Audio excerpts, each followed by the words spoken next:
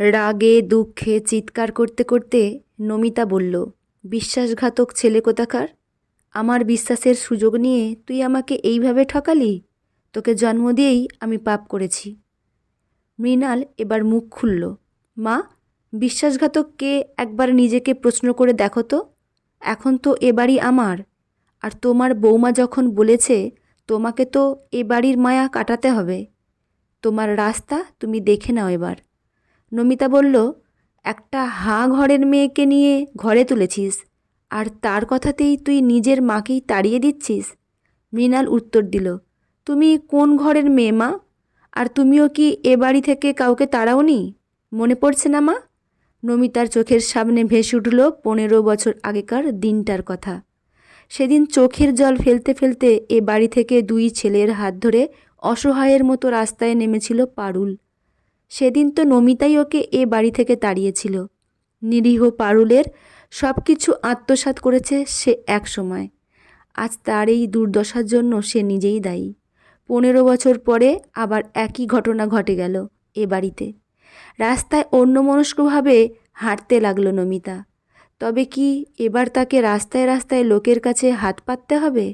বয়স বেড়েছে, শরীরে যে আর শক্তি নেই খেটে রোজগার করার। নমিতা তার ছেলেকে স্বাচ্ছন্দ্যে মানুষ করলেও দিতে পারেনি শুধু সঠিক শিক্ষা। আর পাবেই বা কী করে? সে যে ছোট থেকেই মাকে দেখেই শিখেছে। মৃণালের বয়স তখন 10। স্বামীর মৃত্যুর পর শ্বশুর বাড়িতে জায়গা হয়নি নমিতার। বাপ মা হারা নমিতা তখন ছেলেকে নিয়ে অসহায় হয়ে পড়েছিল। তখন এই পারুলই আশ্রয় দিয়েছিল তাকে নিজের বাড়িতে। তা না হলে হয়তো মা আর ছেলেকে না খেয়েই মরতে হতো সেদিন।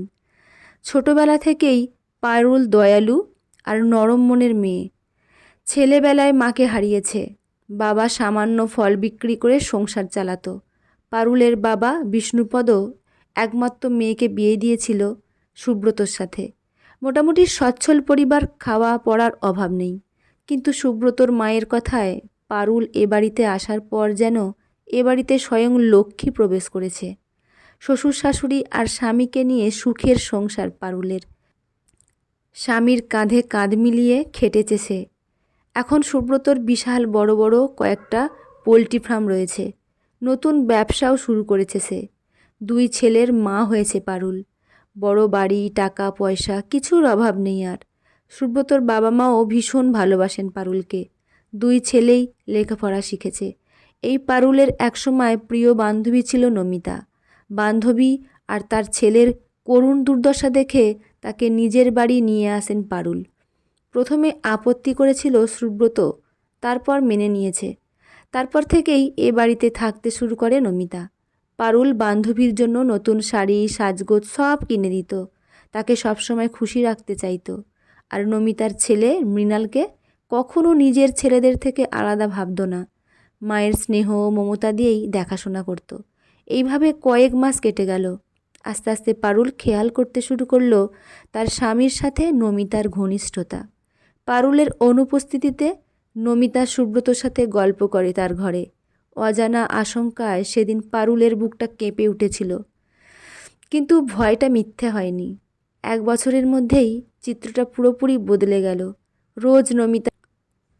রোজ নমিতা সাজগোজ করে বেরোয় বিকালে সুব্রতর সাথে, ফেরে অনেক রাতে। সুব্রতর সব কিছুতে এখন নমিতার অধিকারবোধ যেন একটু বেশিই মনে হচ্ছে।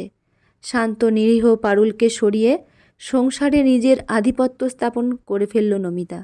শুধু চোখের জলই ফেলে গেল পারুল চোখের সামনে এসব দেখে। সুব্রত একদিন জানিয়ে দিল যে সে আর সংসার করতে চায় না পারুলের সাথে। সুব্রত নিজের বাবা মায়ের কথা গ্রাহ্য করল না।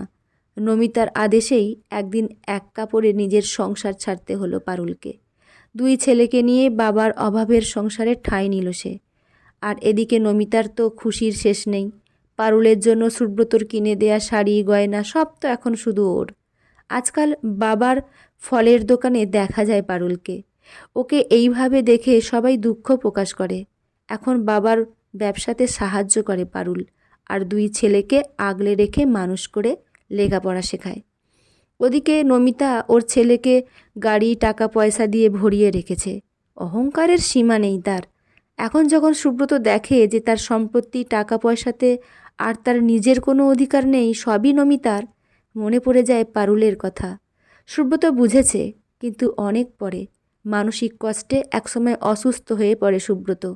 কয়েক বছর পর অসুস্থ অবস্থায় শেষে মারা যায় সুব্রত। শেষবারের মতো গালে জলও কেউ দেয়নি তাকে। মৃত্যুর সময়ও চোখে জল নিয়ে মরেছে সে, অপরাধবোধে ভুগে। পারুলের দুই ছেলেই আজ সুপ্রতিষ্ঠিত। অভাব ঘুচেছে ওদের সংসারের। মাকে তারা দেবীর মতো শ্রদ্ধা করে। আশেপাশের লোকেরা ধন্য ধন্য করে পারুলকে। সব হারিয়েও পারুল আজ জীবনযুদ্ধে জয়ী। ছিনিয়ে নিয়েও কিন্তু লোভী নমিতা আজ অসহায়। পাগলিনীর মতো ছিন্ন কাপড়ে ঘোরে রাস্তায় রাস্তায়। মানুষ ওকে ঘেন্না করে, মুখ ঘুরিয়ে নেয় তার থেকে। সে এখন সবার কাছে বিশ্বাসঘাতকের এক জ্বলন্ত উদাহরণ। আর তার পরিণতি সবাইকে এই কথাটাই মনে করিয়ে দেয়, ঠকালে তোমাকেও ঠকতে হবে।